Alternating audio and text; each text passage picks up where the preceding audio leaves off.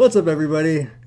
We're back with another Live to Roll live this week. This is actually not. This is a special Live to Roll. This is our combo women's disability normal quadcast podcast, and just our end to SCI awareness month, because we've kind of been trying to share a lot of info all month, try to just kind of spread awareness. So we're going to continue that today with some general facts, and you guys can ask any questions. So please throw them in the chat if you guys have anything for us. I'm Shawn, C5C6 quad from a snowboarding accident. I don't know which one of you guys wants to introduce first. Brianna usually introduces her own show, so Brianna, let's go, Brianna. I always get introduced second. Let's move on today. I let you guys kind of run the show. My name is Brianna. I am a T12 through L5. I was shot 5 years ago. Take it away, Tom. What's up, everybody? I'm super excited to be crashing the lady, Live to Roll cast. This is super awesome. So thanks for having us on the show, Brianna. This is kind of like a fun little impromptu thing we're able to throw together. But yeah, I'm Tom Conaway, C5C6 quad, from automobile accident 24 years ago. And yeah, living down here in SoCal, doing my thing. Yeah, and Bobby will join us a little bit later, I think. He's supposed to hop Cool. on maybe in a half hour or so. Now, I did just want to shout out real quick. I noticed you got some really awesome merch hanging in the background, Shawn. And that's what we're also going to talk about that. And Brianna's wearing one of the awesome shirts as well. Awesome. So yeah, these are some of the new Live to Roll women stuff we got going on over here. And we'll show those all too in a little bit. We'll get to that. Right now, this is just a teaser for you. Look and observe and want. Yes, exactly. And thank you, Ben, for our super sticker. I really appreciate it. We all do. Thank you so much. That helps us and the channel out tons. Yeah, Ben's so we the can man. get amazing like this. Exactly. And we owe Ben a hoodie as soon as we get those made, which should be soon. Yeah, Benny boy. We owe Benny boy a little bit more than a hoodie. We owe him a hangout, for sure. What's up, Donna? Yeah, my mom says the new lady shirts are awesome. She was wearing them this last weekend in Vegas too. So they're. Oh, thank you. Thank you for the support always. A mom's love is so amazing. Yeah. Heck yeah. All right, so if you guys want, should we just get into some like SCI facts for now? Just kind of start with that, and then we can let some questions start to come, and we'll get to all those. All right, well, I'm going to start with this basic flyer, the one that I feel like I see every single year here. I don't know. You get so this is like all the a lot of the basic facts, but I always like this flyer. It's just because it is just shows a lot of good information. It really shows you like the breakdown of kind of like the injury levels. Male to female shows you how much dumber guys seem to be and how more often they get injured. Or we. Maybe slightly more impulsive, but it's all right. Yeah, maybe. I feel like this stuff becomes like repetitive for us, but you'd be surprised how like shocking this is to somebody who's like new to the community or has no idea about spinal cord injuries. They're like, what? Like pretty crazy statistics. I always recommend anybody who's newly injured, educate yourself about the spinal cord as much as possible. You're just going to be talking about it a lot and, needing to learn and understand it. And, it's a pretty impressive and cool and complex mechanism that helps our body function. But, learn about your injury, learn about the level that you're injured at, what it means, for whatever level you are. Because I remember I was pretty young, but the first thing my mom did was educate me about, like the cervical portion of my spinal cord and, like what it meant, how my injury affected me and, what it actually was. And it helped kind of make it more real for me. It really did, help me understand it better and kind of accept what was going on. I mean, I was pretty young, but still, that's kind of a big part of recovery is, understanding and acceptance. Yeah, no, I agree. That's accepting is a big part of it, and understanding. I feel like that's like what allows you to get to that point. Like if you kind of understand what happened to you, because at first you just think like, what did I do to deserve this? That's like that question I think everybody asks, like, Uh-huh. but really it's just, it's just it just happens, it happens to a lot of people all over the world all the time, like, A lot of actually I different think, ones It's causes more it. common than you think, honestly. And I think yeah, that a lot of people don't realize how common that it is. And I to think this us, is, it's like we know tons of people with this injury, and or that are in wheelchairs, and we're just like, there's a lot of us, but you'd be there, surprised because of the ratio to able-bodied people is so much more greater. We kind of become like almost unnoticed. yeah, and people don't realize, people don't see unless it's like really directly in their life. But yeah, like Hmm. this little STI fact thing, over 1,000 people. That's in the UK. Damage your spinal cord. That's not even in like the world. This is just like a UK one. I should have found some more like other global ones, but these, Hmm. everybody makes their own stuff. So. No, that's okay. And the big point of it But is that, it's kind of a ever growing community. There's newly injured people all the time that are in massive need of help and support in this crazy, crazy world we're living in, where hospital stays are getting shorter and shorter, and rehab and recovery is not really uh, you know always available, at least long term for a lot of individuals. But it's just super important to highlight that the SCI community is growing every day. Unfortunately, I wish we could stop it, but accidents aren't going to stop happening, and like diseases and trauma to spinal cords, aren't just going to magically stop. So it's super important to be aware of the community and the fact that it is a growing, community that's always changing and always needs representation. Yeah, definitely. I think that's one of the things that pulled me into the community too, because I realized that there's always going to be other people that need this information. I know how lost I was, I feel like, without the information. And so I was like, other people are going to be this lost too, Yeah. And so that really made me stick to it and really be invested in meeting newly injured people and staying connected with them and, bringing them in and teaching them about it. And it really changes so much about how they feel about the injury, how fast they recover. I feel like how fast they get back to their lifestyle. And so, yeah, I always say that there's unfortunately going to be more people always, so But be that's where aware, there stick are around. incredible organizations like Triumph Foundation and even Hmm. Live to Roll, who's working every day to provide that information and provide a place where we can all come together and talk and share our knowledge and help each other out. I was injured for like 17 or 18 years before I got involved really seriously in the spinal cord injury community, and let me tell you, like after I got some wheelchair homies and got involved in some adaptive rec and started meeting people, like not just like the amount of information I got in regards to my health and doctors and just things I can do to help improve, make my life easier, but opportunities to do and experience cool things, really open up. Like I had the opportunity to participate in a lot of adaptive, you know, things like diving and stuff, which I never ever imagined doing. So it's really really important to reach out to your community because it's a really awesome, dope community out there. And we have like a category, I feel like, for everybody, especially like Triumph Foundation. They have tons of categories that need volunteers, that need helpers, that need people who understand this. So even if you feel like you don't need to learn anything else, you can always teach somebody else with your questions, with your answers, with what you've learned. So I always say, the community is so important with this injury. Yes, yeah, for absolutely. sure. That's a, What other SCI stats do you got for us, Shawn? well, we got the one that I feel like another one I see every so often and is regular. Whoops, let me Hmm. see if we can make it a little bit smaller. But the whole inability to walk thing. This is like the one thing that this is the one like a lot of people, when you're first injured, all you're thinking is I can't walk. Oh my gosh, like, or as a quad, you're like, oh shit, I can't even use my hands. The physical stuff.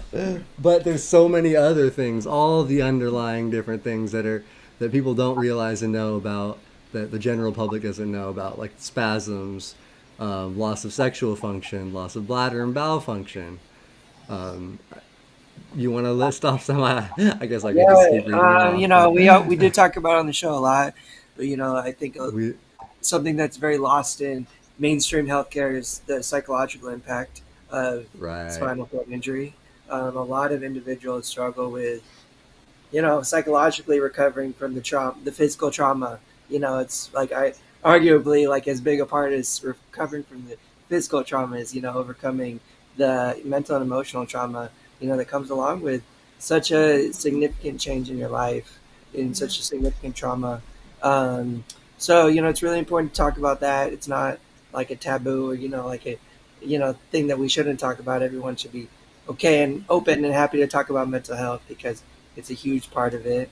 Loss of independence, you know, that is a tough one I struggle with. You know, even having lost most of my independence, like most of my life. You know, I getting older with this disability. You know, I find myself relying more on, you know, help and caregivers and things like that. It's kind of a constant struggle and ongoing battle we all face. You know, is accepting that part of it. You want to take the rest, Brianna? Sure. Where did our picture go? Okay, I can't see it. Let's see. Pressure sores. Oh, sorry. Let me see. Let me list them and then we'll go through them. What are the other ones, Shawn? Unable to feel hot and cold. Okay, there we go. 50% loss of breathing and capacity. Constant 24 hour neural pain. Yeah. Okay, those are all really good ones. Pressure sores is a big one because I was not taught about pressure sores, and I was like staying on one side, sleeping on one side, leaning on one side because I had really bad nerve pain on the other side. Yeah. Wrong screen, Shawn. Just kidding. Yeah. And so Bobby yeah, is joining actually though. Okay, perfect. And I didn't realize how important it is to keep your skin, you know, healthy, because pressure sores, they don't go away, you know, they stay there, they heal up, but your skin is always damaged, you know. So for as long as you can, if you think about it, I'm going to be in a wheelchair for X amount of years, and you can get a pressure sore in an amount of a day, you know, really like leaning on something hard surface. You really need to protect your skin. You need to make sure that you're not sitting on hard surfaces, you're not wearing stuff that's going to scrape. I think that that's just so important to remember, to think about, to do good washing, good drying, lotion up, you know. I think all that stuff's very important when it comes to pressure sores. Recently, I've been realizing that my feet have been getting more cut up recently. I think I'm like losing more muscle tone, you know, and it's been a problem this last month for me. I don't know if you guys struggle with that. I'm constantly watching my feet because I bump them. Like, I've actually gotten really swollen ankles and stuff before from like transferring and dragging my feet and stuff, like, you know, twisting and things. So I'm constantly trying to watch and pay attention to make sure I'm not cutting or twisting or anything. But yeah, you have to always be aware of your body. Yeah, definitely. I wanted to mention, sorry, real quick. I wanted to mention on the lotion thing you mentioned. That's one thing also they don't teach you a lot. Like the fact that a lot of us don't sweat, like especially quads and higher level, like we don't sweat, so your skin dries out like crazy. So lotion is like a necessity, or you will literally get like cracked elbows and cracked skin. But sorry, Tom, go ahead. I just wanted to. I just wanted to take a minute to welcome Bobby. Welcome, Bobby. You know, co-host. Are you guys having a party without me? Yeah, right, man. It's a real party now. Do you want to take a second to introduce yourself, Bobby? Hey, what's up, everyone? Sorry I'm a little bit late. Nothing comes between me and my workout because I'm going for Shawn on his record-breaking 5K, so I had to get my workout in before I. Bro, you're working at it too. You're preparing, man. Oops. For sure. Yeah. Well, I got something big. I'll announce it here in a second. There we go.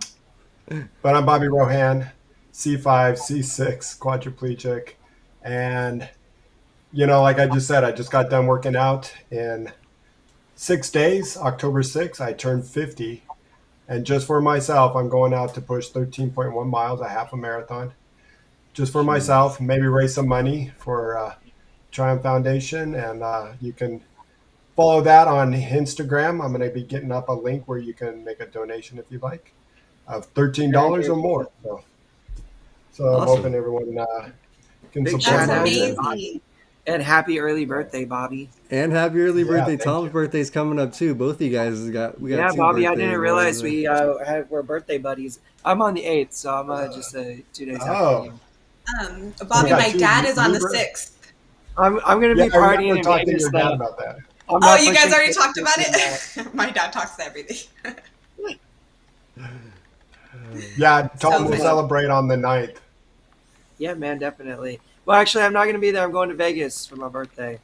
So I'm going to be partying, but we'll make sure to celebrate soon. I want to see you, Bobby. I miss you, man. Yeah, I miss you, bud. So what our list, I kind of forgot. So talking about hot and cold, that's something that we really don't think about when you get a spinal cord injury, is kind of like your loss of feeling and how you felt before. And it kind of feels like a really big shock, I think, honestly, to a lot of us. And it's also something to be very, very aware of. For instance, I had my coffee cup and it like has a little like thing to like open. Here, I have it right here. Like, just like goes open. And it was a little too hot that day, so I was letting it cool down, but I lifted up or something and it fell and it wet my blanket and my leg. And I was more worried about my blanket for some odd reason, because I just didn't even think it was going to burn my leg that bad. I just didn't even feel it. And it wound up being so bad. I got like a huge burn from it because I like let it like sit there for a while. I didn't like really pay attention to anything. And so that's something to be very, very aware about. Do you guys have anything to say about hot and cold? Yeah, so, I mean, it's funny, and this happened when I was younger in my spinal cord years, and probably you guys have all experienced this. We take more risk, trying to get from the kitchen to the dining room table, and you got that coffee, or you put that coffee on like you think a platform that it's gonna be okay, but next thing you know, you got it spilling on your lap or soup. We take a lot more risks, and then the older we get, the more you're just like, maybe not a good idea. Maybe I'll do it half, or watch how that's tipping at every second. You're like, nope. So I kind of noticed like, I'm a lot more cautious in my older days, getting old, but you just got to be very aware of everything that's happening around you. I've spilled coffee in bed, try to get off my butt, but then by the time I got it checked, I had a burn of a T mark. Luckily, no damage or anything, but I had like a permanent T on my ass for a while. Yeah. So if I lived in Texas, it would have been nice. There you go. Yeah, Peter's saying, be careful of microwave popcorn bags. When you open that popcorn bag, boom. And just so you know, G-Fark, we haven't forgotten about you. We won't forget about your question. We're just gonna wait to do questions more towards the end. Yes, definitely. If you guys have any questions, feel free to pop them in there, and then we're gonna make sure to go through them in just a little bit. And Sharon, and thank you so much for the $20 super chat. Really appreciate you too. Thank you, Sharon. We definitely appreciate it. Thank you so much. I'm grateful for all the information you guys and gals share. Oh, thank you. We really appreciate that so much, the support. Yeah, that's awesome. Thank you. I say hot water, hot liquid in any capacity. Always be super, super careful. If you're gonna, do something like that, just make sure someone else is around. Caregiver, somebody. If you are going to be making soup or making tea and stuff, and you have the ability to have a caregiver assist you. Those are the things you want to be really careful with, and best not to take the risk. And I'll tell you what, like a hot dinner plate, on your lap, doesn't have to be soup, hot ceramic, hot anything. Oh yeah, anything hot out of the microwave. Because I usually will put like my plate on my lap and then roll to wherever I'm going to eat. But man, oh man, like I've had a couple close calls and a couple little burns a few times too from it. So yeah, you just got to be mindful. I got two things that people often forget about. One, being careful that when you get that pizza at the door and the pizza guy hands you your the delivery, pizza box is hot. putting it on. Hot. So be careful of that. I'm like, Yeah, I've even asked the pizza guy, like, here, just come on in if you can drop it. He's like, sure, okay. For me, They it's see it even in been my, we've been in like the drive-through, and my boyfriend just hands me the food, and sometimes it's just hotter than normal, and I Yeah, just like don't realize it, and so I have to be cautious to put it down like on the floor or like yeah. somewhere Even else. the bottom of the bag, like you're saying, Brianna, if you just set that in your lap, that can be too hot for sure. It's Like, funny. I've done the Hmm. pizza box thing though, where I burned my tummy because they drop it off in the front of my apartment building, and I have to like navigate through my apartment complex to get back to my room. oh And man, like it takes a couple well, of minutes, and oh I did crap. that where I was holding it on my lap, and yeah, little like yeah, it was Tom, a superficial, quick, but man, it scared me. so a Yeah, for sure. quick, easy thing to do about that when you're expecting something like that, especially if you're at home, getting that hot food towel. Get a big, thick That's towel and put it on your lap. So now that I'm in my older age, I hate to keep using that term right now. Uh, I just make sure I grab a towel knowing that they're coming or they're on their way. So it's Mhm. there, and then they can put that towel down. Um, I. and the second thing Another. I did wanted go Uh-huh. for it. Go on. No, sorry. I was just gonna say another thing I put on my lap is a cutting board. I use the smaller Yeah. There cutting you board and go. my bigger cutting board. That works great for bringing plates to my room or anything like that. I've used my hoodies Yeah. before because the hoodie's pretty thick, and like I can sometimes if it's a drink, I can like make a spot for it to be cradled in, so it's like more supported because like I can like wrap it around, and under. I don't know, little tips, but always Hmm. just don't put anything hot in your directly in your lap. Yeah. Be Use cautious some, of it. It's important yeah. to be cautious of your skin. We don't heal the same way that we did before. So I think it's so important to be cautious of those things.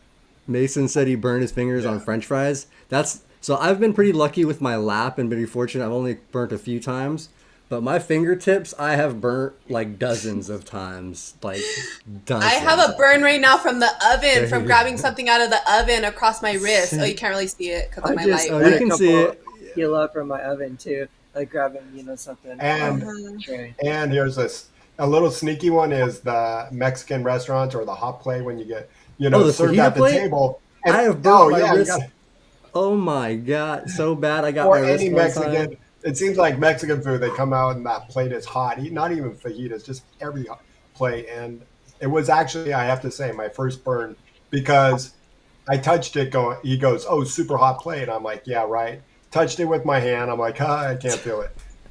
Next morning, a big ass blister on my finger. And it's like, well, I guess just because I your can't feel body it can doesn't feel mean there's not going to be pain. it. The Yeah. worst one I ever got was in the desert.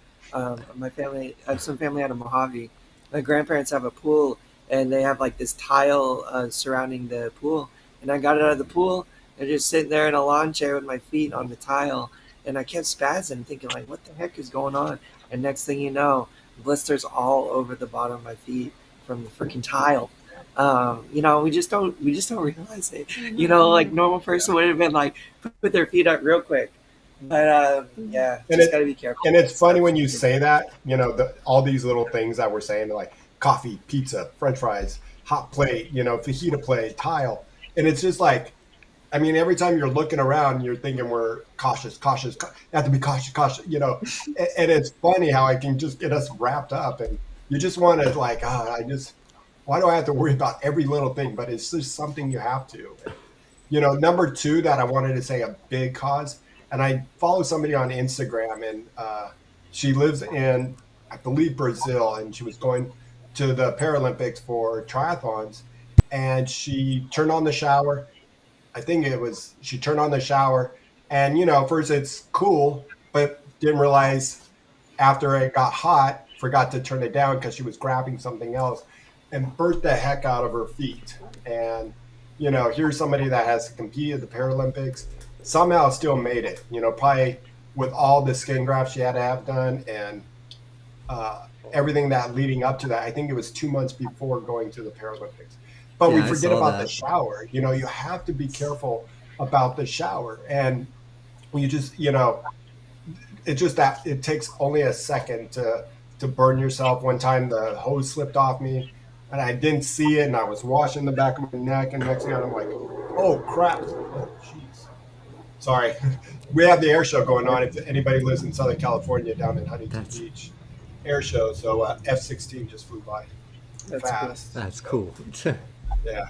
I'm like, whoa. But you have to realize the shower or the bathtub.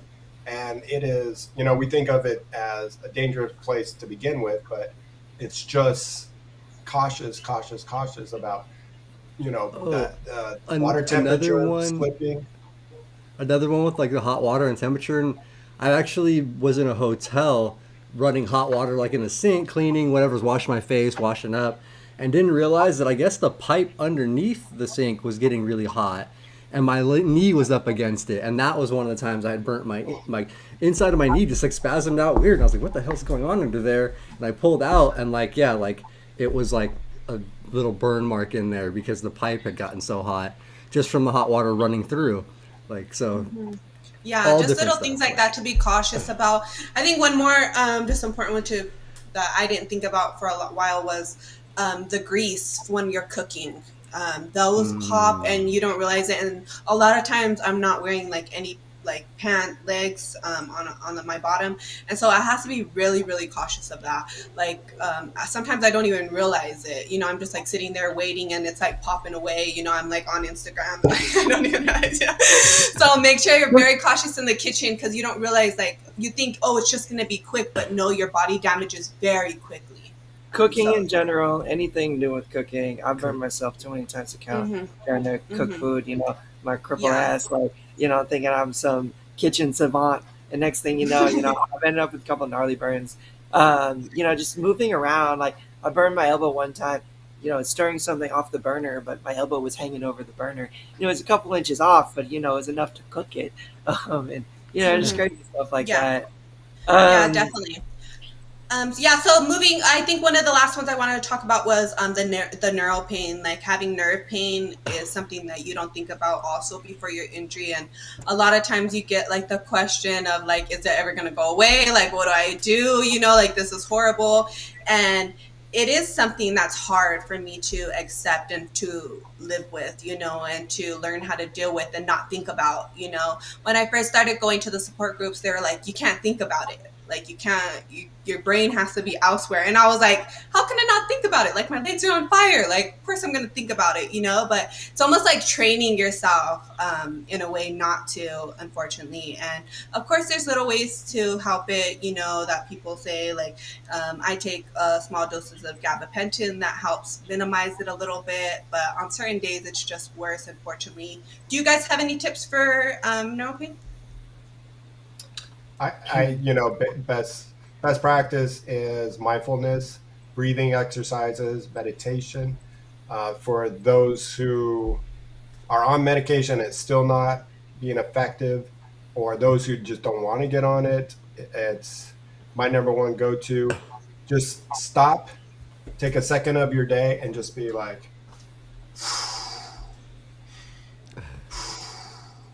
and breathe for 1 minute. That's all it takes.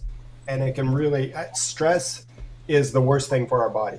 And our body, just as we're saying, the stressfulness of not burning ourselves or not, falling, we have so much stress going on, and that just brings up the pain.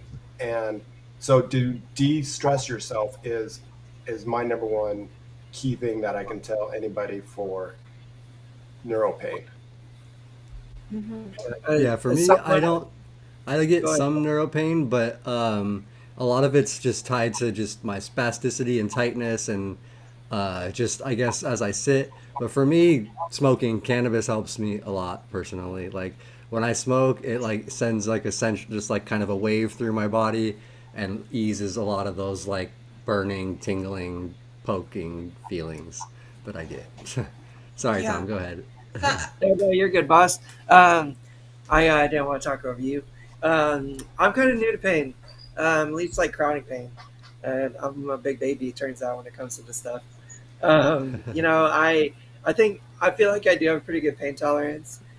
Just I tolerated it for a long time, relatively easily, and then it just kind of kept getting worse and worse. And my body's worn out in a couple places that I really use a lot, still regularly every day. Particularly my wrists and my shoulders, and I've had to learn to deal with it at levels that I never had before in my life. I'm not a big fan of painkillers. I've never taken them, and I don't take them. Like Shawn, I do use cannabis. Huge pain relief factor. If I'm hurting, having a hard time, especially if it's keeping me awake late at night and I can't sleep because of it, it really can help mitigate. It doesn't take it away; it just takes the edge off of it enough to where I can ignore it and get past it and fall asleep. Um, I'm working with some doctors. I got a pain management rehab specialist. Talking to a physiatrist, started some physical therapy, starting some occupational therapy. So take the necessary steps to talk to the right professionals who really understand, this at a more complex level than we do, and get their opinion on how to operate it. My experience with the pain management doctors is that they ask me how I want to go about trying to manage this, and like they're kind of on my team and helping me figure it out, navigate it. It's a slow process. I can kind of feel too slow at times, but in that instance, the thing that I do mostly to kind of make my way through it is just distract myself with stuff that I like to do. Get outside in the sunshine, move my body. I think health, like limited, good exercise. Get in the water. The water can do wonders to help relieve your pain and help you gain some exercise. Which healthy movement can, I think, help mitigate things in the long term as well, rather than just being kind of tight and sedimentary all the time. And I always credit, my friends and close to me. They are my ultimate distraction. If I'm having a really hard time, I can go over to my buddy's house and hang out with him for a couple hours and just. I mean, I don't know if this is a healthy way, but I just distract myself from it, and it helps me move past it, and it really does help me deal with it. And a pretty I think like keeping your mind stay busy. Like at first I was like, wait, like how am I going to do that? But you learn to do it. You just have to keep on doing, because you don't realize like when you're talking about it and you're just like, oh, I'm in so much pain. I'm in so much pain. It's like, it's just on your mind constantly. So it's just running wild. And like, honestly, when I'm out and about, when I'm stretching, when I'm doing stuff, like Tom is saying, I'm talking on the phone.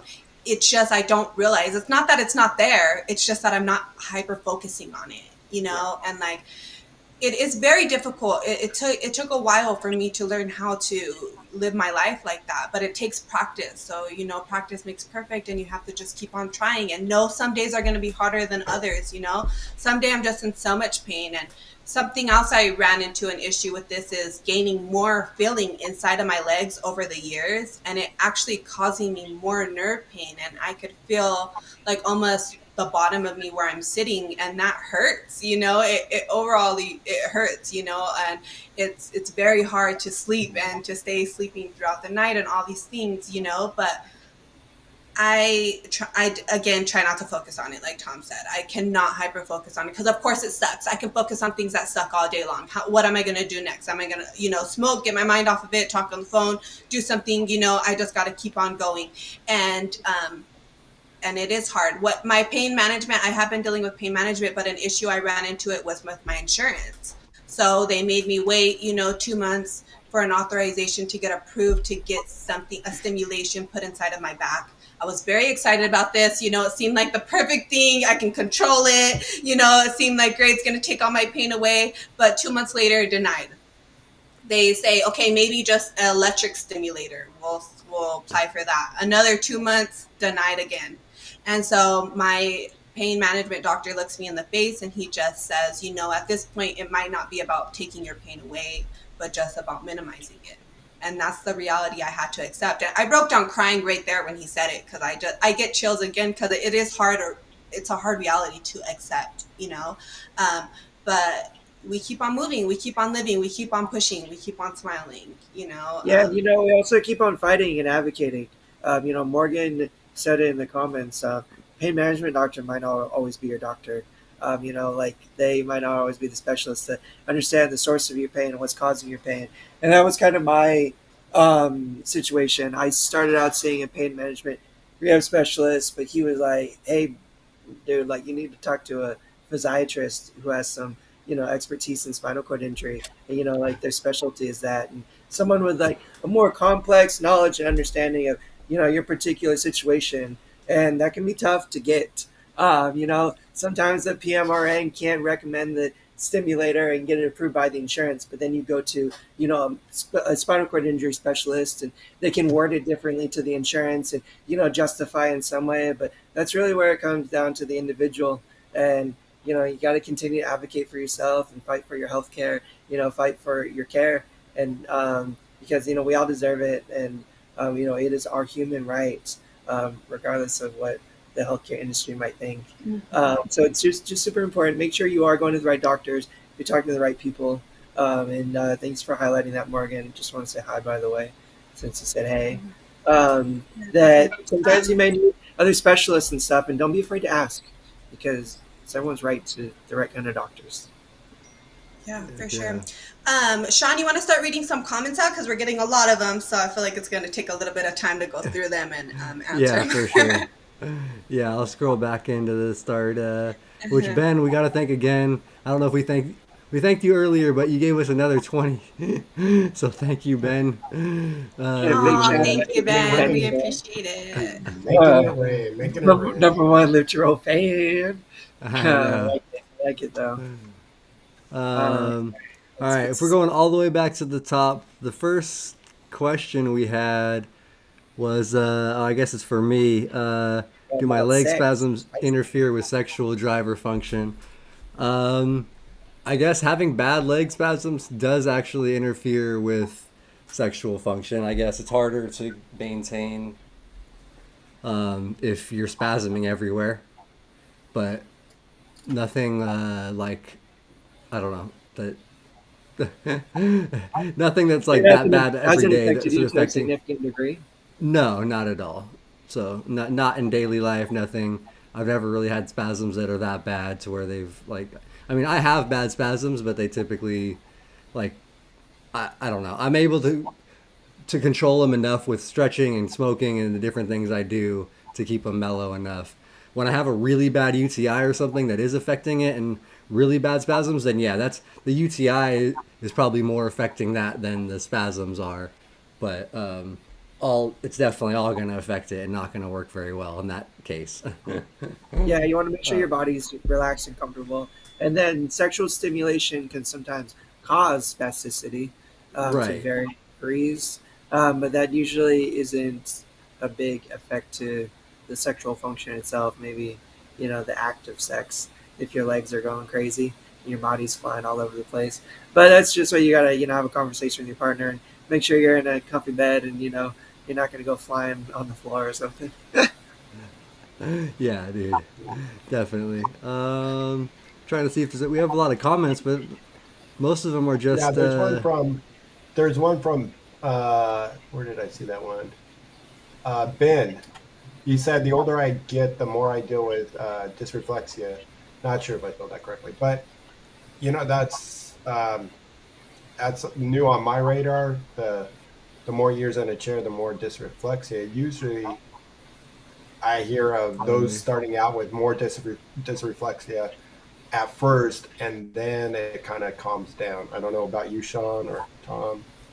Brianna. Well, I've actually been noticing, I've been getting it more. It's been getting triggered easier for me. I was having some bladder issues, and I was getting dysreflexia like I never had before in my life. Every day, multiple times a day, all the time. And it just seemed like my bladder was almost hypersensitive to it. But I've always had a sensitive bladder. I don't know if it's because of the aging of my disability that I'm having more, just because I had a new bladder issue that I hadn't really faced before. So maybe that's just how my body reacted. I have noticed kind of a sensitivity to it, to my AD. But yeah, I don't know. I think it's just because my body's wearing out a little bit too. I didn't realize how much weight I lost, but I lost a lot of weight recently, and I'm sitting on more bony areas and stuff. And that might be affecting. I'm just a little bit more sensitive.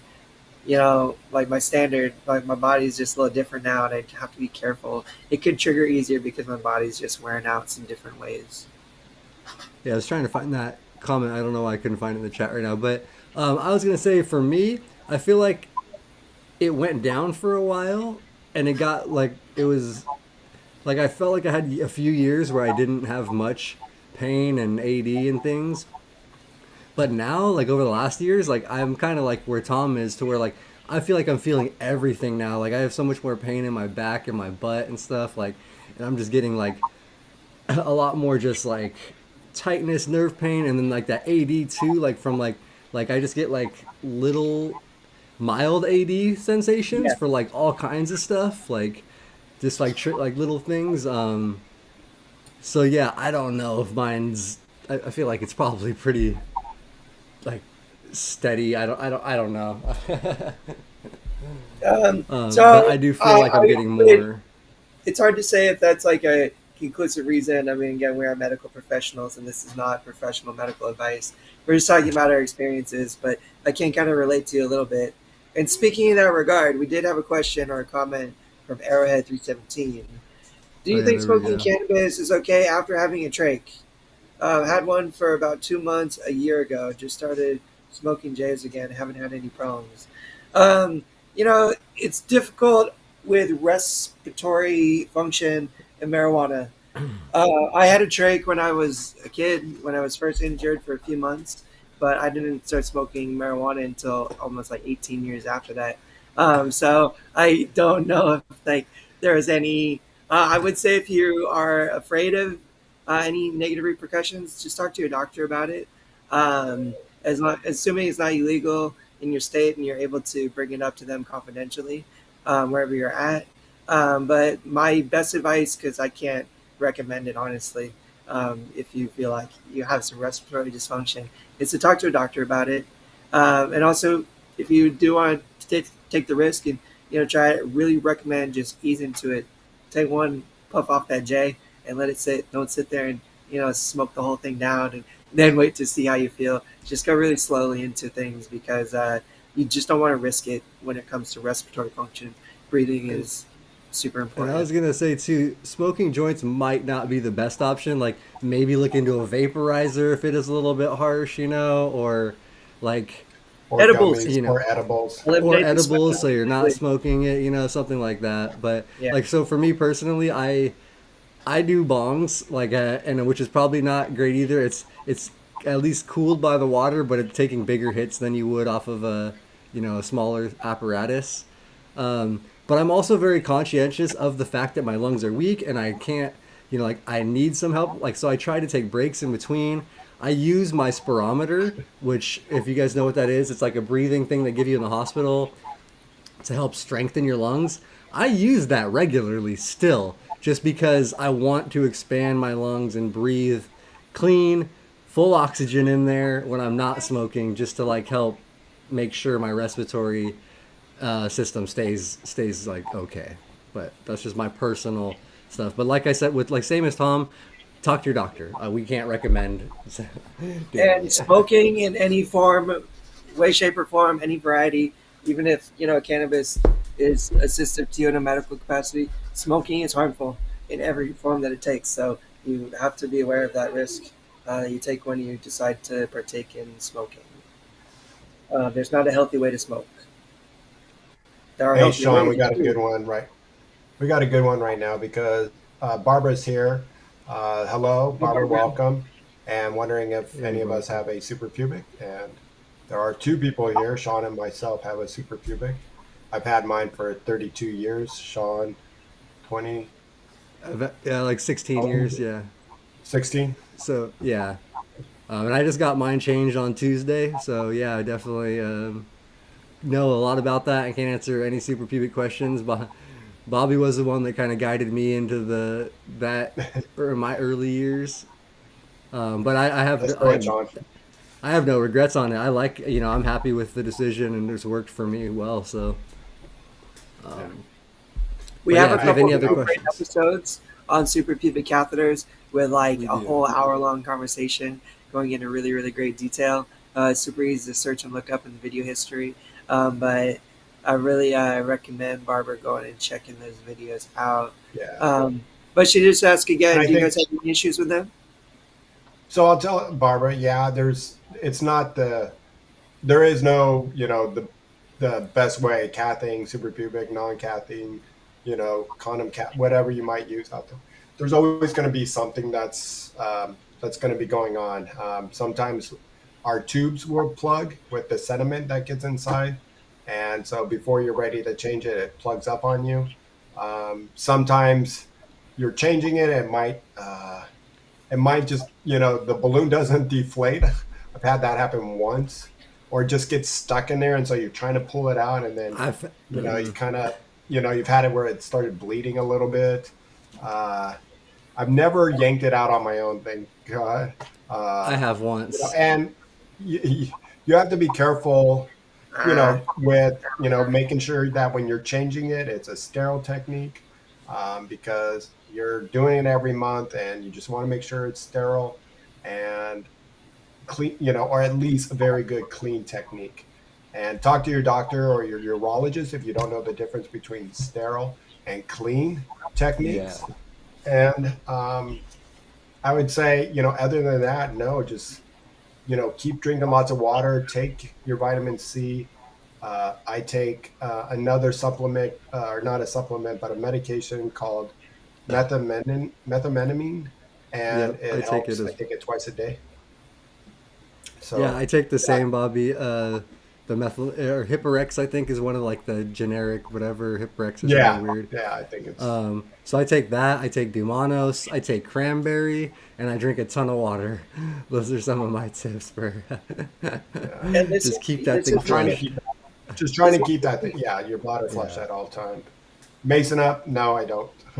I tried it. I tried to get into it. It doesn't. It doesn't. Mason asked about the bladder irrigation. Is that what you're asking? Bladder irrigation? Were you answering his bladder irrigation? No, I was answering Mason on do I do marijuana, and I said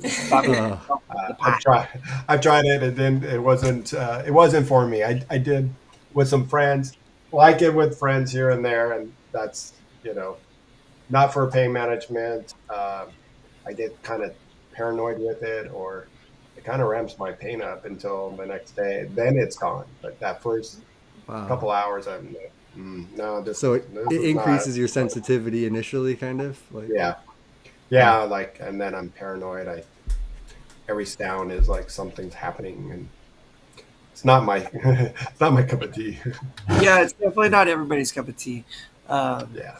For sure, but it's good that, and everybody's got to explore and make their own choice in regards to the Mary Jane. That's for sure. Yeah, some things work for people and don't work for others. Some it's not like just you gotta. Also, I think marijuana is something tricky to like experiment with. Especially if you're on days. There's different kinds, there are different dosages. There's just different ways to do it. You can do edibles, you could do vapes, you could do smoking it, you could do blunts, you could do pipes, you could do joints. So like there are a lot of benefits. I would say do your research, and get different reviews and see what would work best for you. And I find that 2 glasses of wine at night are just perfect for me. That does the trick. It gets rid of my pain. I relax. I'm like, okay, I'm all good. So now I can have a good night's sleep and get at least 4 hours in before I wake up, and then everything starts. The pain, it's funny. I was going to touch on this of dysreflexia getting older. Something I've noticed, and I don't know if anybody takes their blood pressure, but I've noticed as I get older, I wake up with very high blood pressure. When I'm saying high, it's for me, it's 140 over 95, 140 over 100. I'm like, what the heck? And then by lunch, it's down to where it should be. I'm always like 110 over 65. And then even at night, I'm at almost 100 over 50 sometimes. And it's just like, ooh, Is it while you're laying down or when you get up? It's, I take it when I first get up, and it's just high when I first get up. Is it? It's at that 140 when you're in your chair. You take it at 140 when you're in. Right when I first get up. Yeah. Huh. Interesting. So, and then by the time lunch or I eat something or start moving around, it just starts boom, boom, boom, boom throughout the whole day. How long ago did you start taking your blood pressure? About a year ago, started. And you do that every day? You just normally? Not every day now. Especially I'll feel something in the morning, and I don't know if it's dysreflexia, just uncomfortable from laying down. So that might bring up my blood pressure. So maybe that is a form of my dysreflexia. It's not bugging me. It's not sweating. I'm not like have a headache. And um, then I just wake up. Ben just said, "Do you sleep elevated, Bobby? If not, you may need to try that." Yes, I do. Actually, I have a sleep number bed where I sleep tilted up. I've always slept on a wedge or sitting up. I'm not good with laying on my stomach or on my back flat. It's just weird. I sleep on my back, Arrowhead. Do you guys sleep on your back or your stomach? I start on my back and then go to my sides and like roll from side to side a couple times in the night. Yeah, The same. stomach's I hard kind for of do me different now. levels of my side. I kind of like rotate on different levels, and like I end up like on my back sometimes. But over the years, I've gotten more comfortable. My body just like gets comfortable moving now, like kind of shifting my weight naturally a little bit. I guess I would say, but it's something that you have to practice. I feel like in the beginning, I didn't understand that concept, and I would have to like literally set alarms in order to wake up out of my sleep and rotate so that I don't get pressure sores. Yep, got to be super careful at night. Make sure you got a comfy mattress, and yeah, make sure you're moving. I mean, I never like go through the night, sleep completely like without waking up, and shuffling my body around a little bit. Super Mm-hmm. super important. And Yeah, your yeah, babe, mattress matters. sobriety can be super dope if that's your thing. The what can be super dope, you said? Sobriety Oh, bass is like sobriety. Yeah, yeah, I like it, yeah. so I just thought I'd comment. Big proponent of that. My brother, he's been 5 years sober, um, and is an awesome, inspiring individual in my life for someone who can manifest some significant healthy change in your life. So sobriety is really awesome. But when it comes to stuff, really just don't make sure you're mindful of your usage, whatever it's okay. A couple glasses of wine is great at night. A couple of bottles, probably not. Same with the Mary Jane. Oh, Take a couple hits, you're chilling. But if you're smoking 3 or 4 blunts a night, you might want to consider cutting back a little bit. It's just really how it I all feel kind of plays attacked, out. Tom. Just kidding. I know my sister No, would say the our same thing, our but our friends of the show, Alice and Amanda from Rolling Stone, like those girls go hard on the smoking. Like I couldn't hang with them. I'd be asleep if I hung out oh. with them for a weekend. Like I'd be on their couch like, hey guys. It just depends. dude, Learn your doses. There's also something as like functioning. If you're just sitting there, you're not living your life, you're being depressed, all you do are smoking, that's a difference. All you do is are drinking all day to numb the pain. That's where the difference is. You're having a glass of wine here and there, like it's okay. You're drinking a little hard at an event every now and then, that's okay. But it's just learning your limits. Again, learning your body. yeah, just make sure you're safe and make sure you're doing it in a healthy way. That's the Mm-hmm. Exactly. important thing. One thing I did want to touch on, Arrowhead. You said you're newly injured, June of 2020. That's pretty new. He was asking about like sexual function, orgasm. After injury, how long did it take? What did it feel like? I know it's different for everybody and not possible for everyone. Yeah, dude, that's kind of a tricky question because it is very individual. Hmm. It, if you are exploring that, um, research online. Don't hesitate to talk to a doctor about it either. If you have a good spinal cord injury doctor, we've done some couple episodes where we go into pretty great detail about the stuff. Things you do want to be mindful of if you are exploring like masturbation or sex is orgasm. At least at first for me, it caused pretty serious autonomic dysreflexia. The Yeah, first time depending I on your had level. one, I had crazy AD and a really gnarly headache, and my body was not feeling great. It wasn't a super positive experience I was expecting in that moment, let me tell you. But it that didn't hang around for me. It's something that changed and went away over time. It can still affect me at times. That is, if you are experiencing it, there's things you can take to mitigate that. You do have to talk to your doctor about it though, because they're all prescribed medications. And how long did it take? For me, I don't know. I was injured when I was a kid, so I didn't hit puberty until I was a teenager. It was like 4 or 5 years after that. It was probably like 16 years after my injury. So never too late. I don't think. If you're, thinking, about trying to figure that stuff and explore, I don't think it's ever too late to, explore your body's sexual function. I think it's a really healthy thing. You just want to make sure you're going about it in a safe and healthy way. It's the most important part. And And best thing to do is, look at some of our videos for some general information. And if you are really concerned about anything, talk to your doctor. And yeah, I also was feel gonna say free to reach out talk to your individual. doctor and reach out to people too if you have questions. Even like on Facebook, there's groups. There's a male and a female group, but the male one's called SCI Locker Room, and like it's like just all guys, so it's kind of comfortable to bring up questions about sexual function, and you can get answers from a bunch of different people, like what works for them. So there's options to find out some information, And I did want to shout out Care Cure forums. They were like my OG. and Care Where I Cure went with forums are a ton good, of awesome information. I too. believe Yeah. the link is sci.rutgers.edu. But if you just Google Care Cure Spinal Cord Injury Forum, it'll be the first result. And I think you have to make an account to access the relationships and sexuality section. But it's a forum that's been going on for a couple decades. A long And time, yeah. it's it not only does it have nurses in there, medical professionals that are answering questions, so it's very reliable information, but just tons and tons of quads and parents have contributed their experience and their knowledge. So super awesome resource. Um, that I Also, wanted to shout out. two other ones I wanted to touch up with that is Craig Hospital has a live or 24-hour hotline to call and talk to a nurse. Also, there's Ask Linda on the Dana and Christopher Reeves Foundation. They always have seminars, and you can write to her anytime and ask questions. And That's some good info. sex is not the taboo topic it should be, especially for disabled individuals. So I can understand it can be difficult with family and caregivers, especially when your family members are your caregivers and stuff like that. But if you want to reach out, like I said, man, don't hesitate. Just be open to talking about things and figuring it out. And I think it'll go a lot easier. Were there any more questions that we didn't touch on? I'm trying to I don't see. think so. Any recommendations on mattresses or brands? Yeah, I saw that right I just have a mattress through my durable medical equipment company.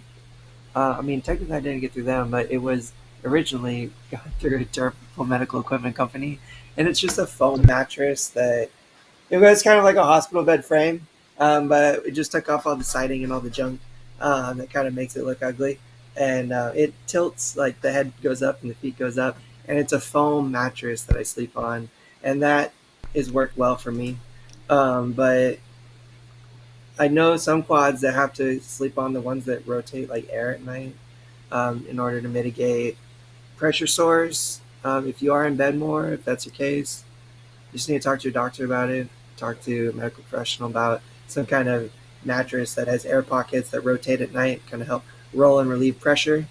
Um, and then sleep number. I've heard some quads talk about sleep numbers having the adjustable like firmness is like I guess been very very helpful. In I lots could of see that being good because you could sleep on something softer and then maybe stiffen it up before you transfer, because that's one of the hard things with like finding the balance of too soft of a bed. And for me personally, I just have a memory foam mattress from Serta. It's like it's a high quality memory foam, like breathable mattress, but I don't have the hospital bed adjustableness or anything.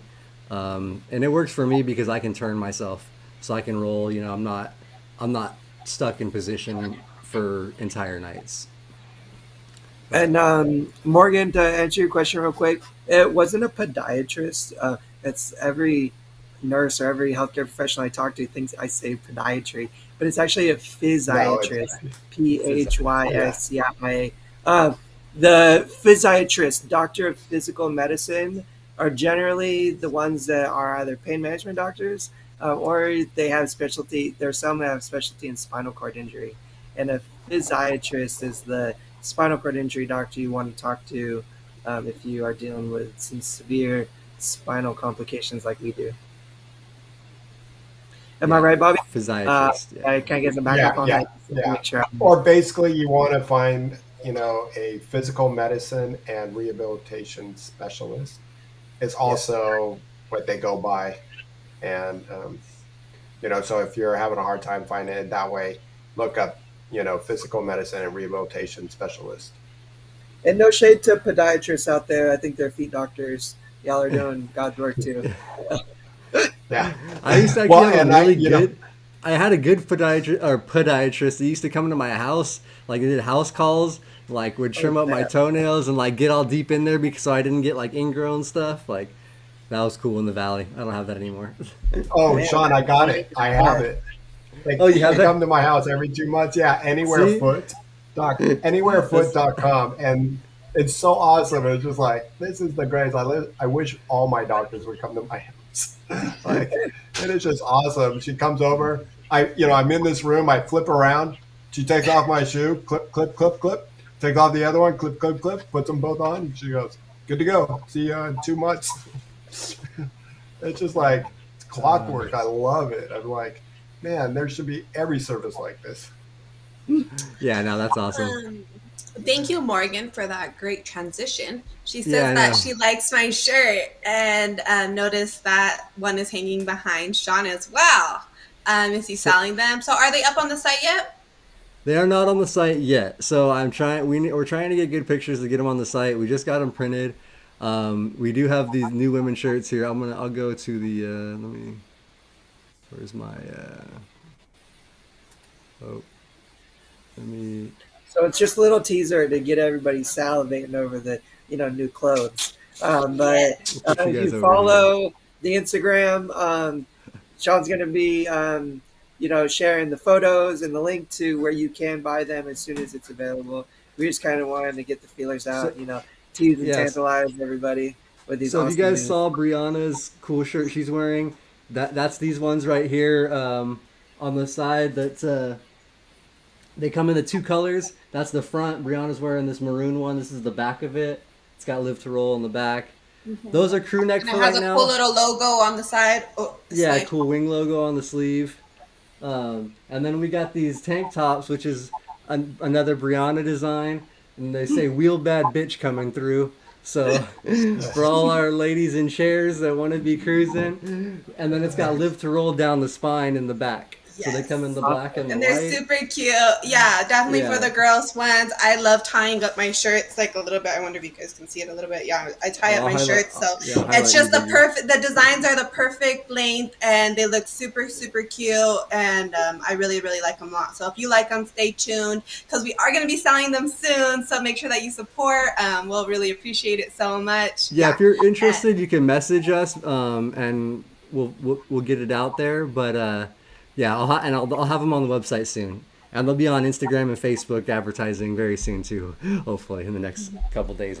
Yeah, I know. I was doing my photo shoot the other day, and I flipped out of my chair while I was recording. Yeah. And the funny part is that the way I do my pictures is I record a video, and I have this little clicker that like records it, and I do a couple poses, and then like I screenshot the good ones. And I flip out of my chair. I, of course, push the button as I'm falling. So you don't actually like see me like on the floor and like how I get out of my chair. It takes me a whole hour.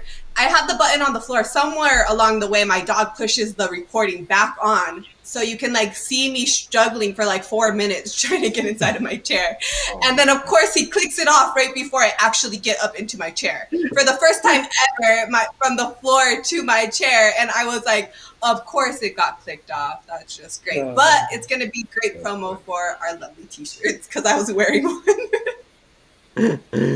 Yeah, that's awesome. At least we will have like, some good video and some good pics from that. But yeah, and Brianna... we'll have to work on getting a Brianna Florida chair transfer, but that was your first time doing it, right? And on your own, and you were by yourself, and you did it, right? So that's awesome. We're proud of you. So yeah. Oh, thank you. I know. I'm super proud of myself too. I was like so excited. I like sent it to my mom. The part of me like falling and then my dog like bothering me, and she's like, oh my god, my heart is breaking, are you okay, all this stuff. And I was like, I was more excited that I got up off the floor. Like I wanted to show her the video so I could tell her that I got back up, but she was more concerned about me falling, mom. Of course. Yeah, that's that's what family's always gonna worry about, your safety. Yeah. As other people in chairs, we're concerned with your safety, but then the next question is, did you get it on film or did you get a picture? Yeah, I for remember sure, being at a restaurant with Walter, one of our Triumph friends we all know, and he flipped himself over trying to get into the bathroom, and then I felt bad. I went over to help him, and he said, "Well, why didn't you take the picture?" Oh yeah, no, So I have one. I should put that on Instagram because I do have a picture with. He was at my work one time for one of those hospital holiday things we do with Triumph Foundation, and he flipped right out of his chair. I'm like, oh yeah, click. I always take a picture of someone on the ground first before I say, "Are you okay?" I just that's gotta get I the picture. should've. Hold on. It's not a Unless party it's until very Walter close. falls You're out gonna of his fall, chair. protect your head. You don't need any traumatic brain injuries on top That's of. Yeah. I've been spinal really cord good injuries. at actually catching myself because I have my hand function. I'm really good now at like either catching my wheels and leaning forward instead of looking back. So when I first got injured, my first response was to look back for some odd reason, which just made me fall further. So now I focus like on going forward. I think just because I was taking pictures and I was distracted, it's never happened to me like that. Like I just wasn't thinking that was gonna happen. My wheels probably need to be pumped up a bit too. And yeah. Go ahead, Zion. I didn't mean to talk over you. I lost my train of thought. It's okay. You can go. You know what? I'll get back into the chat. I know Yeah, I just wanted to touch on they the were last asking couple about questions. waveless. I think it's waveless water beds. I think getting just a regular water bed would be hard. I did sleep in a water bed that had water tubes, so it's not so slushy. I did that for a long time, but if you're moving or just managing it, water does evaporate, and then I have to get somebody to put some water in it every so often. And the mattress didn't hold up as well as I would want over time. For me, I did the expensive way and been happy with my sleep number. So, and Mason said, yeah, it's kind of hard to find them nowadays, I think. Um, and then one thing I wanted to ask, I think it was Morgan that said he just got a new job and he had a lot of anxiety about it. Wondering what that was, if you want to put that back in. So in the chat, maybe what's going on, maybe we can help you. I do have a job. I got a couple here and there. So it can be pretty overwhelming having a job with a SCI, trying to get up and get to work on time, trying to make it without, having an accident or, energy, accessibility. It's just everything. And then on top of it, you got your SCI to deal with. So it can be pretty overwhelming to go to work. And, there was one job I had for 6 years, make great money, never do it again. But, I had to be at the office every morning at 7:30, which meant I had to be up at 5 every morning, um, to do my daily care and get dressed, have the nurse help me, on shower days because it went faster. And so, yeah, it can be pretty overwhelming to get a job, but it's great that you got a job, and to get out there and work again is an amazing feeling. There was a statistic, and I did a speech this week on our spinal cord month, and it said only 10% of spinal cord injured get employed after a spinal cord injury. That's crazy. So, oh, it was Ben. It was Ben. Sorry about that. Yeah. Yeah, the customer service, which is probably pretty hard in itself. Type at the same time. I know that the Department of Rehab, right, will help with certain equipment to, they say, like, if to help, like, your job easier, to make it easier, something like that. So I know there's special keyboards. Yeah, that's here in California only, but it is it's called the been somewhere Department of Rehabilitation. And if there is anything like that in your state, really, really recommend getting involved in it because that's what there's kind of dedicated doing is helping people get back to work and school. Yeah. and school. And, it's a big part of it, is getting yourself the proper training and stuff and, being in an environment to function and do it all. It's kind of a tricky balance. Arrowhead and Ben, Arrowhead, I think the best way to get in touch with Shawn is either send a message through YouTube hit him up on Instagram or the literal email. And then if you have sent over your contact to Shawn, I'm gonna get it after the show, and I'll make sure to shoot you a text and say what up so we can get in touch, broski. But I will get on Shawn and make sure he sends that over to me. Yeah, I'll if I haven't, I don't know where Ben emailed or what, but I'll check. Also, we need to do a big shout out to Barbara. I'm glad our little information that we gave you on suprapubic helped. Like Tom said, look at some of our previous shows that we talked a little bit more about bladder issues, and we do talk a lot about suprapubic. But thank you so much for the donation and helping out the channel. That's very appreciated. And then someone was asking, did anyone try some stem cells? I don't know if you were going to say that, Tom. Yeah, I was just going to say I haven't had any experience with stem cells. We have talked about it on the show. It's interesting.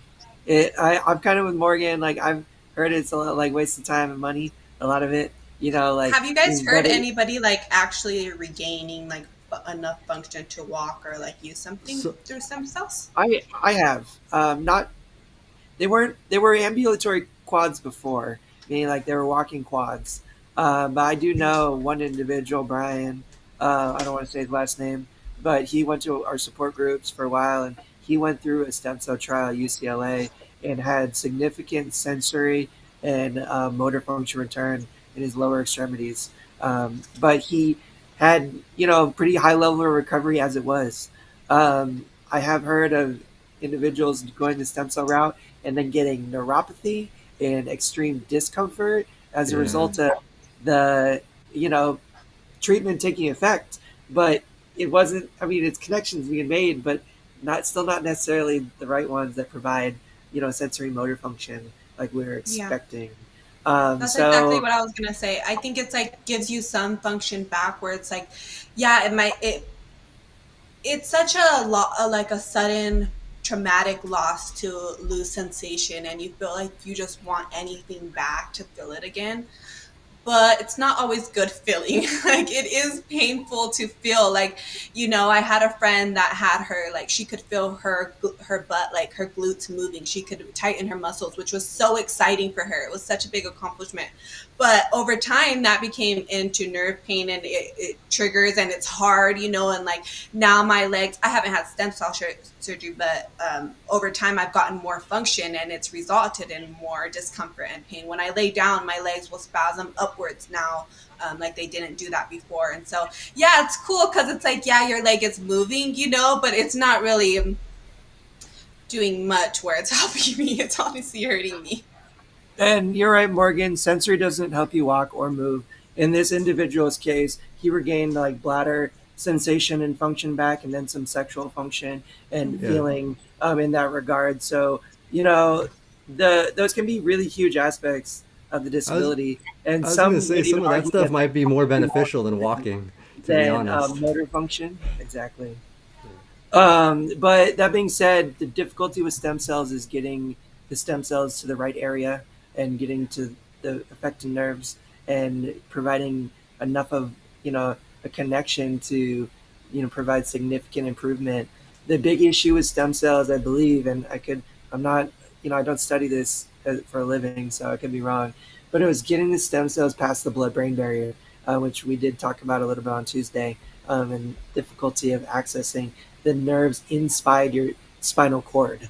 And Dr. Wise Young over at Rutgers University, who's in charge or responsible for the Care Cure Forum, and a big part of that, is involved in a huge study, and they're working with UCLA, and they worked on a way of spinning these stem cells in a centrifuge and separating them from the plasma that then allows them to inject them directly into the spinal cord and pass that blood-brain barrier and get to the affected area. Now, the big issue in that instance is a lot of individuals are only receptive to the treatment if they're newly injured or within a few years of treatment, because scar tissue can build up on the damaged nerves in the affected area. So individuals with long-term injury are usually not eligible even for the studies. That's what I found. But there are, some things out there in regards to, neurostimulators and just circumventing that with electronics to stimulate the lower part of your spine, and all kinds of other things going on out there too. I think in this case, it's best to be informed. If you do think you might be a candidate for some cutting edge stuff and you want to, apply for the trial and, you know, accept the Do risks your involved, research. do your research and Yeah. just make sure you talk to a lot of people. Yeah, there has been scam artists out there. You've heard the horror stories. I've heard some people getting a little bit of return, better at maybe balance or core or upper body strength. And I've heard people just like, no, nothing except pain. Now I have a lot of nerve pain because what's happening is it's stimulating the nerves, and so it's triggering something, but not enough. So all of a sudden, their nerve pain is a lot higher. I'm not expert. I just hearing what I've heard. I've never looked into it. I did my 1.5 years of rehab, and just always just been the believer is movement is good for your body. Whatever I get back, and not going to chase that whatever's out there that until they can say, here, we'll take you to the surgery and then you'll be fine. Everything's good, like a cast almost. And then I know that a I'll be, robot body, upload my brain into a whole new body. I'm done with this one. Well, I mean, they're doing the Neuralink stuff, like with, which is crazy. That's like Elon Musk, which I feel like if I'm trusting anybody to do some crazy shit in my brain. I don't know. I hear a lot of issues with those First- Teslas wait, out on wait.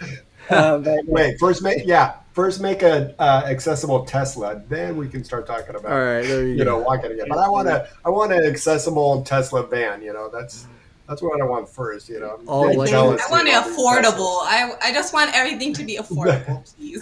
There you go. That's it. Because it's all great. People make some great stuff, but it's like, there's only like a certain percentage of people who can actually afford that stuff and like benefit from it, where a lot of times it's just like, oh, that's nice that they made it, but great, I can never personally get it. It's like never, like it's like totally out of my reach, to afford. So just to be aware of that, and like hopefully they take aware of that as well, and they're not trying to profit off of the community, which fingers crossed, you never know.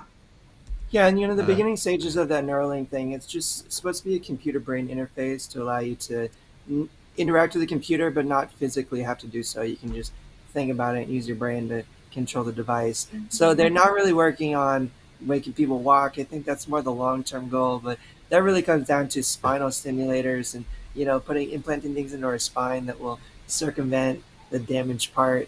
But it means, doing spine surgery as well, which can imagine is another complex component to all of this. But Andrew Skinner said it best.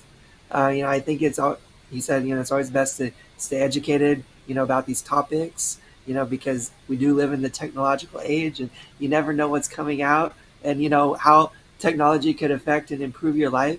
Because I think it's of, immeasurable use and benefit in individuals in our case. But it's important to accept your situation and, like you can't spend all your time wishing, for something to be when it just isn't yet, you got to accept your situation, accept your reality and, learn to survive in it and, learn to thrive in it. And, that stuff is very cool to pay attention to and to read about, but, it's still very new, really out of reach for majority of people. Hey Tom, we're not wrapping up this second, but I just wanted to say everyone who's watching right now, thanks again for all the support, especially those who keep returning. Make sure you put that thumbs up, like button, and keep this channel growing. Thank you so much. So I just wanted Thank you, to Brianna. make sure we get for letting those. We us- got 19 people watching. Let's 9 people need to give us that like button. So Yeah, that like button wanted to helps shout us. that out. Crashed the ladies show this week. This was fun. No, And, people get there. I appreciate it. I love to have a reunion. I'm glad we could do this and get together and get some facts out on the last day of SCI Awareness Month, which is so cool too. So yeah, Thank you guys for being here. Thank you guys for allowing me to be here. I appreciate the support and just loving the comments that you guys leave and knowing that it's helping you on your journey as well. That really does mean a lot to us. So share to your friends, share to the groups, to the spinal cord injury groups. If something helped you, just kind of reference people to our page and our channel strictly so we can reach more people. There's people that are sitting at home that are lost right now and don't have this injury. There's people that are sitting in the hospital and are lost and don't have this information. There's people that are going to get injured in 3 months or a year, unfortunately, and they're not going to have this information. So that's why we ask you guys to share strictly for that reason only, to like and to comment. That really helps us and the channel so much. Absolutely. Yes. Yeah, and it's great. You know, the other day, I think it was a couple weeks ago, my wife is on that a Facebook page for wives and girlfriends. It's called WAGs.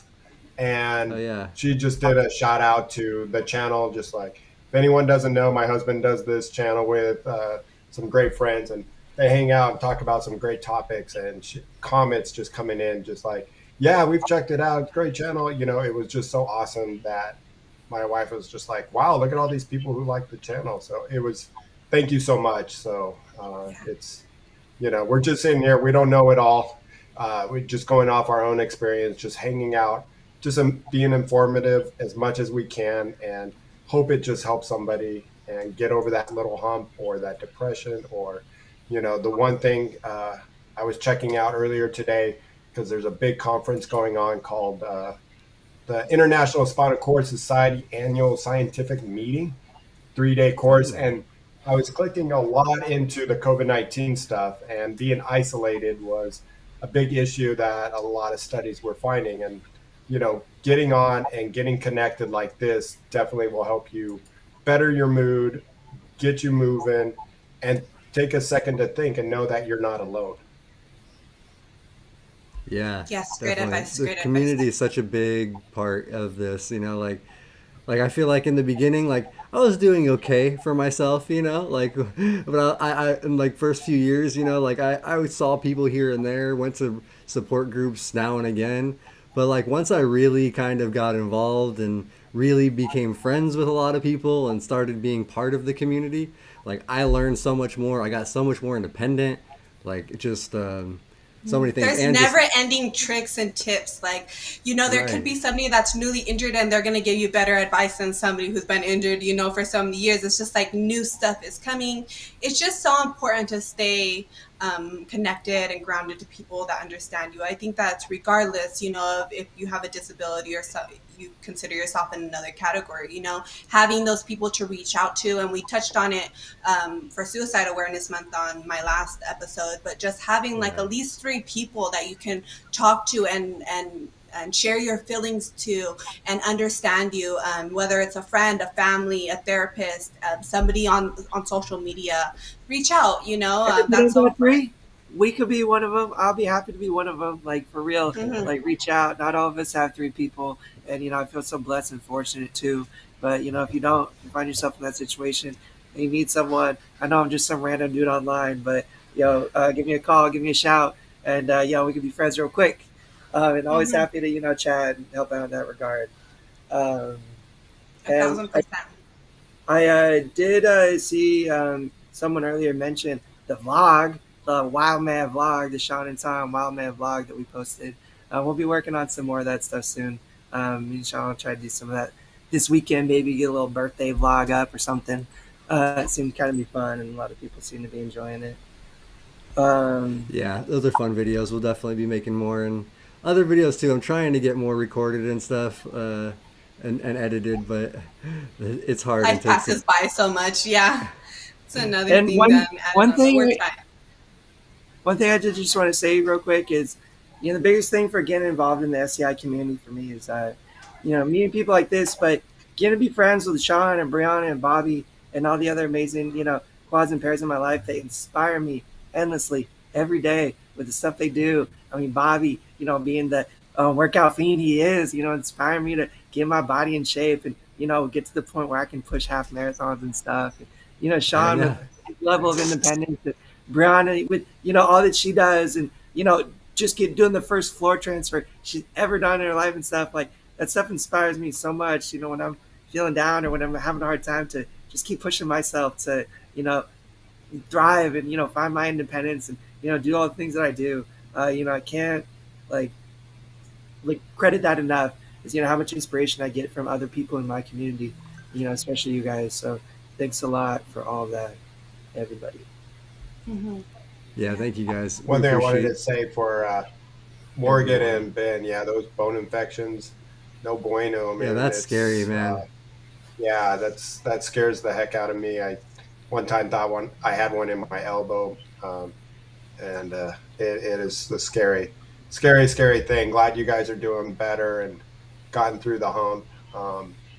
Also, Morgan asked me, does your spinal cord injury still show up? Are you asking regarding like on my MRI or an X-ray? Yeah, I wasn't sure on that either, what she was exactly meaning, but Yeah, yeah.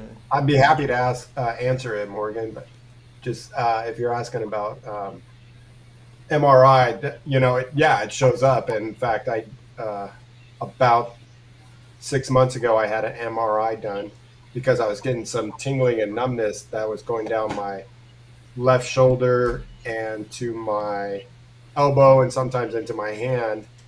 And I went and got an MRI, and the surgeon just went, "Whoa, I never had a surgery after my accident." And he just says, "That is a mess in there. You got spinal stenosis going on, and it's just, you know, it's cutting into so much, it's pressing into the spine, and that's why you're having that tingling. And I can remove some of that debris or that junk that's just hanging out there and give you some relief."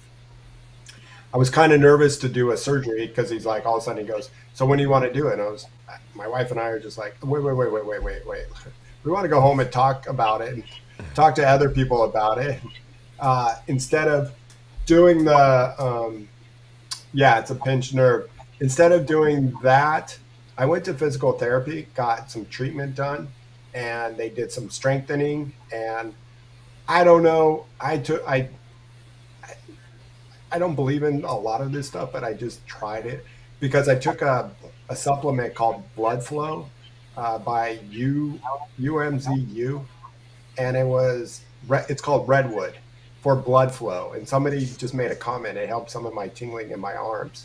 So I tried it, and 2 months Interesting. later, I don't know if it was the physical therapy. I hope it was because I worked hard at it, and she did a lot of stretching in the neck area and the shoulder. And like this year and I'll post this on my Instagram because I just found out like since 2021, I've pushed over 300 miles. And to push 300 miles and not have Damn. any shoulder problems when I started that, I know it's not from overuse. There was something in there, and I think I strengthened it, and then I think the stretching helped, and the I think maybe that supplement. So three things, I don't know, but I'm feeling great, and you know, no tingling, no numbness, no anything, and and I'm still doing whatever I want and What, exercising, pushing. what So was the name of that supplement? it was called Redwood. Redwood. It's a company. Yeah, I don't know. I kept seeing an advertisement on YouTube, so every What's time I the go to it, they give it the what's the company? UMZU. UMZU. Okay. I just yeah, I don't know. I'm just curious about stuff like that.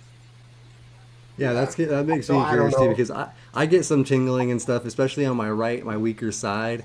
Like I Uh get huh. tingling down the arm and in my hand and stuff, and I don't know, that'd be cool Yeah. to So I check. probably have a I'm mess not because I gonna. saw the bullet fragments in my back, Oh yeah, and your I spine's don't know probably why got a it's bunch. never been like recommended again. I mean, they told me in the beginning that they couldn't take it out, but they're never like that's not an option that they've like recommended. Maybe I need to bring it up and be like, hey, I need another scan, guys. Can you check stuff out? Yeah, Yeah. maybe at And least like, some yeah, therapy Morgan, stretching might help a little. I don't know. yeah, check in with your physical therapy if you have Medicare. Definitely, it covers it. Talk to your doctor. That's what I did, and um, if you know, it definitely helped. And by what the surgeon saw and just said, same thing, Morgan. It was arthritis, spinal stenosis, and he's just like, it is a mess back there. You destroyed that C6. It disintegrated. It blew up, and it's just. And he goes, and it's probably going to be needed to be fixed. And I have talked to a couple people that have had this surgery, and it has helped. So I'll wait until it comes back, and if it's gonna hinder my life, then I'll think about that type of surgery. But it just didn't seem like that should be my first Of course. first go-to Choice. because just like anybody, you hear about all these people that have one back surgery, they're never the same. And I didn't want to fall in that category of having neck surgery, and I'm never the same. So, Yeah, for sure. yeah. That And my scares me, having rotator any cuffs. type of spinal surgery. Yeah, Any Yeah, kind of my surgery rotator in cuff is general. great. The I'm biggest super scared, thing but I I'm just can- wondering with you talking, like how much, like, because not only do I have the bullet in my spine, but I have the fragments of it throughout my T12 through L5.